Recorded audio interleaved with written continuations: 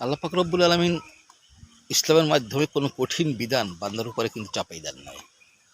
আপনি ইসলামকে যদি অস্বীকার করেন, আল্লাহকেও যদি অস্বীকার করেন, দুনিয়ার এমন কোনো আদালত নাই যেখানে আপনাকে শাস্তির ব্যবস্থা করা হবে।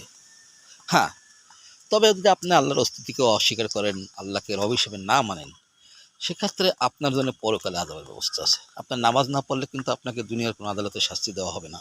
কিন্তু মানব অধিকার সংরক্ষণের ব্যাপারে ইসলাম কঠিন।